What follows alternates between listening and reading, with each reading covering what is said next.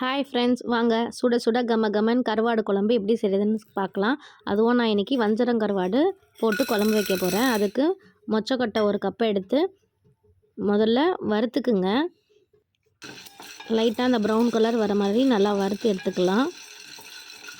So நான் இன்றைக்கி கருவாடு குழம்புல மொச்சக்கொட்டை, கத்திரிக்காய், முருங்கைக்காய், உருளைக்கிழங்கு எல்லாம் சேர்த்துக்கலாம். காய்கறி நான் முருங்கைக்காய் இல்லாததுனால நான் கத்திரிக்காயும் உருளைக்கிழங்கும் சேர்த்துருக்கேன்.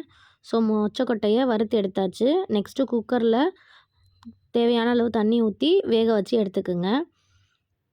சட்டியில் எண்ணெய் சூடான பிறகு கொஞ்சமாக கடுகு, உளுந்து, கருவேப்பிலை, 2 வெங்காயம், ஒரு தக்காளி கட் பண்ணி வச்சுருக்கேன். எண்ணெயில் சேர்த்து வதக்கிக்கலாம். 2 பச்சை மிளகா, தேவையான அளவு உப்பு சேர்த்துக்குங்க.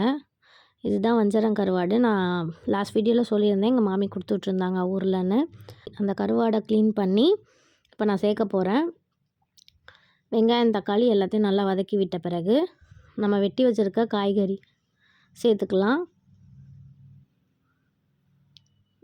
கத்திரிக்காய், உருளைக்கிழங்கு. நான் 2 கத்திரிக்காய், ஒரு 2 உருளைக்கிழங்கு சேர்த்துருக்கேன்.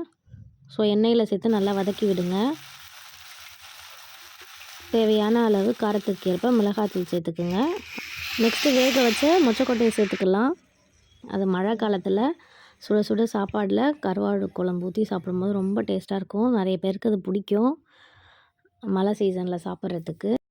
நெக்ஸ்ட்டு லெமன் சைஸு புளி எடுத்து நல்லா தண்ணியில் கரைச்சிக்கிட்டு நம்மக்கிட்ட இருக்கிற குழம்பு தூளை கன்சிஸ்டன்சிக்கு ஏற்ற மாதிரி சேர்த்து கரைச்சிக்கலாம்.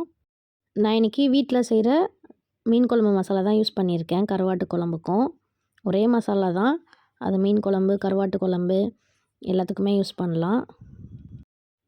இப்போ அந்த புளி தண்ணியை வதக்கி வச்சுருக்கிற காயோடு சேர்த்து ஒரு 10 நிமிஷம் நல்லா கொதிக்க விடலாம். கருவாடு வெட்டி கழுவி எடுத்தாச்சு. கொஞ்சமாக ஒரு கப்பு கெட்டிப்பால் எடுத்து வச்சுக்கோங்க, தேங்காய் பால். ஸோ குழம்பு நல்லா கொதிக்குது. இந்த மாதிரி குழம்பு கொதிக்கும் போது நம்ம கழுவி எடுத்து வச்சுருக்க கருவாடை சேர்த்துடலாம். கருவாடை சேர்த்த பிறகு ஒரு 10 நிமிஷம் சிம்மில் போட்டுருங்க, கொதிக்கட்டும். வீடியோ பிடிச்சிருந்தா லைக் பண்ணுங்கள், ஷேர் பண்ணுங்கள். குழம்பு நல்லா கொதிச்சிருச்சு. ஸோ இந்த ஸ்டேஜில் நம்ம தேங்காய் பால் சேர்த்துடலாம். நீங்களும் இந்த மெத்தடில் ட்ரை பண்ணி பாருங்கள். Thank you, bye friends. நெக்ஸ்ட் வீடியோவில் பார்க்கலாம் வேறு ஒரு ரெசிபியோட.